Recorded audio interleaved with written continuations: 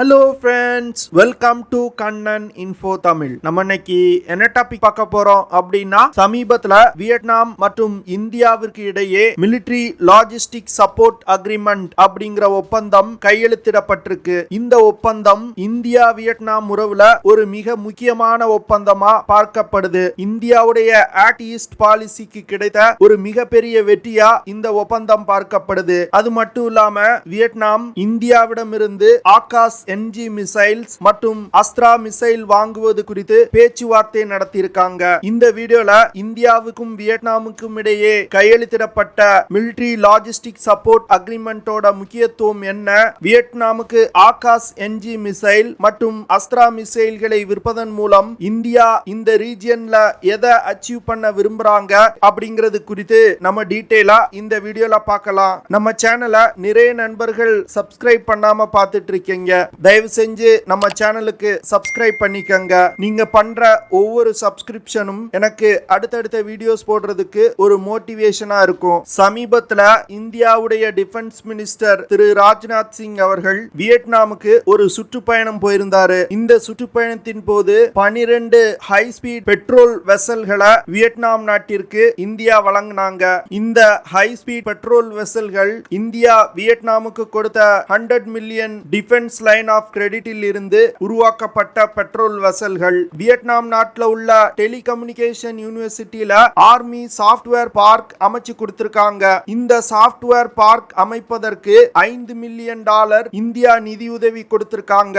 இது போன்ற பல்வேறு திட்டங்கள் இந்தியாவுடைய நிதி உதவியோடு வியட்நாம்ல செயல்பட்டு வருது. 2016 வருடம் இந்திய பிரதமர் திரு நரேந்திர மோடி அவர்கள் வியட்நாமிற்கு சுற்றுப்பயணம் மேற்கொள்ளும் பொழுது காம்ப்ரிஹென்சிவ் ஸ்ட்ராட்டஜிக் பார்ட்னர்ஷிப் அப்படிங்கிற ஒரு முக்கியமான ஒப்பந்தம் கையெழுத்திடப்பட்டது. இதற்கு பிறகு இந்தியா மற்றும் வியட்நாம் ராணுவத்துக்கு இடையே நெருங்கிய கோஆர்டினேஷன் இருந்தது. இந்த கோஆர்டினேஷனை அடுத்த கட்டத்திற்கு எடுத்து செல்வதற்காக இந்தியா மற்றும் வியட்நாமிற்கு இடையே மிலிட்டரி லாஜிஸ்டிக் சப்போர்ட் அக்ரிமெண்ட் அப்படிங்கிற ஒப்பந்தம் கையெழுத்திடப்பட்டிருக்கு. வியட்நாம் இது போன்ற ஒப்பந்தத்தை உலகில் வேறு எந்த ஒரு நாட்டுடனும் கையெழுத்திடவில்லை. இந்த ஒப்பந்தத்தின் மூலம் வியட்நாமும் இந்தியாவும் தங்களுடைய நேவல் பேஸ், ஏர் பேஸ் மற்றும் ராணுவ தளங்களை பயன்படுத்திக் கொள்ள முடியும். குறிப்பா சொல்லணும் அப்படின்னா இந்தியாவுடைய போர்க்கப்பல்கள் வியட்நாம் நேவல் பேஸுக்கு சென்று ரிப்பேர் மற்றும் மெயின்டெனன்ஸ் செய்து கொள்ள முடியும். அதே போன்று இந்திய விமானப்படையின் விமானங்கள் வியட்நாமுடைய விமான தளங்களை பயன்படுத்த முடியும். தேவைப்பட்டால் இந்திய விமானங்கள் வியட்நாம் ஏர்பேஸ்ல இறங்கி ரீஃபியூல் செய்து கொள்ள முடியும். இந்தியாவிற்கும் வியட்நாமிற்கும் இடையே கையெழுத்திடப்பட்ட ஒப்பந்தம் சீனாவிற்கு ஒரு மிகப்பெரிய பின்னடைவா பார்க்கப்படுது. ஏன்னா வியட்நாம் சீனாவுடன் எல்லையை பகிரக்கூடிய நாடு. சவுத் சைனா சீல சீனா பிரச்சனை செய்யக்கூடிய 6 நாடுகளில் வியட்நாமும் ஒன்று. இப்போ வியட்நாம் இந்தியாவுடன் நெருக்கம் காட்டுவது சீனாவிற்கு பின்னடைவா பார்க்கப்படுது. இந்த ஒப்பந்தம் கையெழுத்திட்டதை தொடர்ந்து இந்தியா ஏற்கனவே வியட்நாமிற்கு கொடுத்திருந்த $100 million defence line of credit 500 million defence line of கிரெடிட்டா அதிகப்படுத்தி இருக்காங்க. இதன் மூலமா வியட்நாம் இந்தியாவிடமிருந்து $500 மில்லியன் மதிப்பிலான ஆயுதங்களை இறக்குமதி செய்ய முடியும். 2014 வருடத்திலிருந்து இந்தியா சீனாவிற்கு எதிராக ஆக்ட் ஈஸ்ட் பாலிசியை கையில் எடுத்து நடைமுறைப்படுத்தி வர்றாங்க.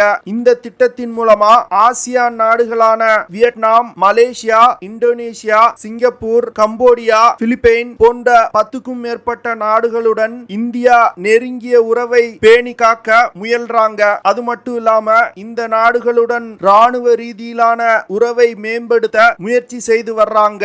எதற்காக இந்தியா இந்த ஆக்ட் ஈஸ்ட் பாலிசியை கையில் எடுத்திருக்காங்க அப்படின்னா இந்திய பெருங்கடல் பகுதியில சீனா இந்தியாவுடைய அண்டை நாடுகளை தன் கடன் வலையில் சிக்க வைத்து இந்தியாவுக்கு எதிராக செயல்பட வைக்கிறாங்க. பாகிஸ்தானுடன் இணைந்து இந்தியாவுக்கு எதிராக பல வேலைகளை செய்து வர்றாங்க. அதே போன்று இந்தியா ஆசியான் நாடுகளுடன் இணைந்து சவுத் சைனா சீல சீனாவுக்கு எதிராக செயல்பட திட்டமிடுறாங்க. அது மட்டும் இல்லாம ஆசியான் நாடுகளுக்கு இந்தியாவுடைய அதிநவீன ஆயுதங்களை விற்பனை செய்வதன் மூலம் இந்த நாடுகளால் சீனாவை இந்த பகுதியில் எதிர்க்க முடியும். சீனாவிற்கு சவுத் சைனா சீல பிரச்சனை அதிகரிச்சது அப்படின்னா லைன் ஆஃப் ஆக்சுவல் கண்ட்ரோல் பகுதியில செய்யக்கூடிய பிரச்சனைகள் குறையும் அப்படின்னு இந்தியா எதிர்பார்க்க எதிர்பார்க்கிறாங்க. இதன் காரணமா தான் இந்தியா பிலிப்பைன் நாட்டிற்கு பிரம்மோஸ் மிசைல்களை விற்பனை செஞ்சிருக்காங்க. இந்த விற்பனையும் இந்தியாவுடைய ஆக்ட் ஈஸ்ட் பாலிசிக்கு கிடைத்த ஒரு முக்கியமான வெற்றியா பார்க்கப்படுது. இதை தொடர்ந்து பிரம்மோஸ் மிசைல்களை வாங்குவதற்கு வியட்நாம், இந்தோனேஷியா, மலேசியா போன்ற பல ஆசியா நாடுகள் விருப்பம் தெரிவிச்சிருக்காங்க. இந்த பிரம்மோஸ் மிசைல் விற்பனையை ஒரு டெம்ப்ளேட்டா வைத்து ஆசியான் நாடுகளிடம் ஆயுத விற்பனையை அதிகப்படுத்த இந்தியா திட்டமிட்டிருக்காங்க. ராஜ்நாத் சிங் அவர்களின் இந்த சுற்றுப்பயணத்தின் போது ஆகாஷ் மிசைல் மற்றும் அஸ்த்ரா மிசைல் விற்பனை குறித்து பேச்சுவார்த்தை நடத்தப்பட்டிருக்கு. இதற்கு முன்பு இந்தியா வியட்நாமிடம் ஆகாஷ் மிசைல்களை விற்பனை செய்ய முயற்சி செய்தாங்க. ஆனா அப்பொழுது வியட்நாம் அதிக தூரம் சென்று தாக்கக்கூடிய மிசைல்கள் எங்களுக்கு தேவை அப்படின்னு சொல்லி ஆகாஷ் மிசைல்களை வாங்க மறுத்துட்டாங்க.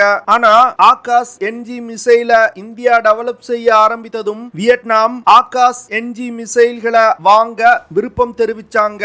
இதற்கு காரணம் என்ன அப்படின்னா வியட்நாமுடைய air defence system 2 air defence சிஸ்டங்களால் உருவாக்கப்பட்டிருக்கு. ஒன்னு ரஷ்யாவிடம் இருந்து இறக்குமதி செய்யப்பட்ட S-300P ஏர் டிஃபென்ஸ் சிஸ்டம். இந்த ஏர் டிஃபென்ஸ் சிஸ்டத்துல 3 விதமான மிசைல்கள் பயன்படுத்தப்படுது. குறைந்தபட்சமா 47 கிலோமீட்டர்ல இருந்து அதிகபட்சமா 150 கிலோமீட்டர் தூரத்துல உள்ள இலக்குகளை தாக்க முடியும். அடுத்து வியட்நாம் இஸ்ரேலிடம் இருந்து ஸ்பைடர் ஏர் டிஃபென்ஸ் சிஸ்டங்களை வாங்கி பயன்படுத்தி வர்றாங்க. இந்த ஏர் டிஃபென்ஸ் சிஸ்டத்தினால குறைந்தபட்சம் 15 கிலோமீட்டர்ல இருந்து அதிகபட்சம் 50 கிலோமீட்டர் தூரத்துல உள்ள இலக்குகளை தாக்க முடியும். வியட்நாம் ஹை ரேஞ்சில உள்ள டார்கெட்ஸை தாக்குவதற்கு S-300P ஏர் டிஃபென்ஸ் சிஸ்டத்தை பயன்படுத்துறாங்க. குறைவான தூரத்துல உள்ள ஏரியல் டார்கெட்ஸை தாக்குவதற்கு இஸ்ரேலிடம் இருந்து வாங்கிய ஸ்பைடர் ஏர் டிஃபென்ஸ் சிஸ்டத்தை பயன்படுத்துறாங்க. ஆனா ஒரு medium level air defence system வியட்நாமிடம் இல்லை. அதனால வியட்நாம் இந்தியாவுடைய ஆகாஷ் என்ஜி மிசைல்கள் தங்களுடைய மீடியம் ரேஞ்ச் ஏர் டிஃபென்ஸ் சிஸ்டத்தோட தேவையை பூர்த்தி செய்யும் அப்படின்னு நினைக்கிறாங்க. ஏன்னா ஆகாஷ் என்ஜி மிசைல்னால 70 இருந்து 80 கிலோமீட்டர் தூரத்துல உள்ள ஏரியல் டார்கெட்ஸை தாக்கி அழிக்க முடியும். வியட்நாம் இந்தியா போன்றே ரஷ்யாவுடன் நெருங்கிய ராணுவ உறவு கொண்ட நாடு. வியட்நாம் ரஷ்ய ஆயுதங்களை அதிகமா இறக்குமதி செய்யக்கூடிய நாடுகளின் பட்டியல்ல 5வது இடத்துல இருக்காங்க. ஆனா சமீபத்துல ரஷ்யாவிற்கும் வியட்நாமுக்கும் இடையிலான உறவு சரியா இல்ல. இதற்கு காரணம் சீனா. ஏன்னா ரஷ்யா சவுத் சைனா சீல நிலவக்கூடிய பிரச்சனைகள்ல நியூட்ரல் ஸ்டாண்ட் எடுத்திருக்காங்க. அது மட்டும் இல்லாம சீனாவுடன் நெருங்கிய ராணுவ உறவு வச்சிருக்காங்க. ரஷ்யா சீனாவுடன் சேர்ந்து கொண்டு வியட்நாமுக்கு பிரச்சனை தரக்கூடிய மீகாங் ரிவர் ஹைட்ரல் பவர் ப்ராஜெக்ட்ல அதிக அளவுல இன்வெஸ்ட் பண்றாங்க. இதன் காரணமா வியட்நாம் ரஷ்யா உறவுல விரிசல் ஏற்பட்டிருக்கு. அது மட்டும் இல்லாம உக்ரைன் ரஷ்யா போர்னால ரஷ்யாவிடம் இருந்து ஆயுதங்கள் வாங்குவதற்கு பலவிதமான சாங்ஷன்ஸ் அமெரிக்கா போட்டிருக்காங்க. இதனால ரஷ்ய ஆயுதங்கள் கிடைப்பதுல மிகப்பெரிய சிக்கல் ஏற்பட்டிருக்கு. இந்த சூழ்நிலையில வியட்நாம் ரஷ்ய ஆயுதங்களை ரீப்ளேஸ் செய்வதற்கு இன்னொரு சோர்ஸ தேடிட்டு இருக்காங்க. இந்தியா இந்த விஷயத்தை தெரிந்து கொண்டு தங்களுடைய ஆயுதங்களை வியட்நாமிற்கு கொடுக்க முன் வந்திருக்காங்க. இந்தியா சமீபத்துல தங்களுடைய விமானப்படையில் இணைத்த அஸ்த்ரா MK-1 மிசைல்களை வாங்குவது குறித்தும் வியட்நாம் பேச்சுவார்த்தை நடத்தியிருக்கதா செய்திகள் வெளிவந்திருக்கு. வியட்நாம் இந்தியா போன்றே ரஷ்யாவுடைய Su-30 ஃபைட்டர் ஜெட்டை ஆபரேட் பண்ணி வர்றாங்க. இந்தியாவுடைய Su-30 MKI போர் விமானத்திற்கும் வியட்நாமுடைய Su-30 விமானங்களுக்கும் ஒரு சில மாறுதல்கள் தான் இருக்கு. வியட்நாம் தன்னுடைய Su-30 விமானத்துல விம்பல் NPO R-77 air to air மிசைல்களை தான் பயன்படுத்தி வர்றாங்க. இந்த மிசைல்களை வியட்நாம் ரீப்ளேஸ் செய்ய திட்டமிட்டிருக்காங்க. இந்தியா சமீபத்துல தன்னோட Su-30 MKI போர் விமானத்துல பயன்படுத்தி வந்த விம்பல் NPO R-77 மிசைல்களை ரீப்ளேஸ் செய்வதற்காக அஸ்த்ரா MK-1 அப்படிங்கிற ஏர் டு ஏர் மிசைல்களை டெவலப் செஞ்சிருக்காங்க. இந்த மிசைல்கள்னால 110 கிலோமீட்டர் தூரத்துல உள்ள இலக்குகளை தாக்க முடியும். ஆனா விம்பல் R-77 மிசைல்களால 70 முதல் 80 கிலோமீட்டர் தூரத்துல உள்ள இலக்குகளை மட்டுமே தாக்க முடியும். அதனால இந்தியா முதல் கட்டமா 2 ஸ்குவாட்ரன் Su-30 MKI போர் விமானத்துல அஸ்த்ரா MK-1 மிசைல்களை இணைச்சிருக்காங்க. ஃபியூச்சர்ல இந்திய விமானப்படையில் பயன்பாட்டில் உள்ள 250 20 Su-30 MKI போர் விமானங்கள்லையும் அஸ்த்ரா மிசைல்களை இந்தியா பயன்படுத்த போறாங்க. அதனால இந்தியாவுடைய அஸ்த்ரா MK1 மிசைல்களை வியட்நாம் ஏர்போர்ஸ்ல பயன்பாட்டுல உள்ள Su-30 விமானங்கள்ல ஈஸியா இணைக்க முடியும். இதனாலதான் வியட்நாம் அஸ்த்ரா மிசைல்கள் வாங்குவது குறித்து பேச்சுவார்த்தை நடத்தியிருக்காங்க. அது மட்டும் இல்லாம Su-30 விமானங்களுக்கு தேவையான உதிரி பாகங்கள் ரஷ்யாவிடம் இருந்து கிடைப்பதுல சிக்கல் நிலவி வருது. அதனால தன்னுடைய விமானப்படை விமானங்களுக்கு இந்தியாவில் தயாரிக்கப்பட்ட உதிரி பாகங்களை பயன்படுத்த வியட்நாம் திட்டமிட்டிருக்காங்க அப்படின்னு சொல்லப்படுது. இது போன்ற நகர்வுகள் மூலமா ரஷ்யாவின் டிஃபென்ஸ் மார்க்கெட்டை இந்தியா பிடிப்பதற்கு திட்டமிடுறாங்க. இப்போதான் சீனாவிற்கு இந்தியாவுடைய பலம் என்ன அப்படின்னு தெரிய வர ஆரம்பிக்குது. இன்னும் கூடிய விரைவில் இந்தியா ஆசியான் நாடுகள் முழுவதையும் தன் அணியில் திரட்டி சீனாவிற்கு ஒரு மிகப்பெரிய அச்சுறுத்தலை கொடுக்க போறாங்க அப்படிங்கிறது தெளிவா தெரியுது. ஓகே ஃப்ரெண்ட்ஸ், நம்ம வீடியோவோட நிறைவு பகுதிக்கு வந்துட்டோம். இதெல்லாம் தான் நான் உங்ககிட்ட ஷேர் பண்ணணும் அப்படின்னு நினைச்ச விஷயங்கள். ஐ ஹோப் நான் ஷேர் பண்ண விஷயங்கள் உங்களுக்கு பிடிச்சிருக்கும்னு நினைக்கிறேன். அப்படி பிடிச்சிருந்துச்சுன்னா ஷேர் பண்ணுங்க, லைக் பண்ணுங்க, கமெண்ட் பண்ணுங்க. மறக்காம நம்ம சேனலுக்கு சப்ஸ்கிரைப் பண்ணுங்க. அப்படியே அந்த பெல் நோட்டிபிகேஷனை கிளிக் பண்ணி ஆல்ங்கிற ஆப்ஷனை எனேபிள் பண்ணிக்கங்க. See you in the next video. Jai Hind.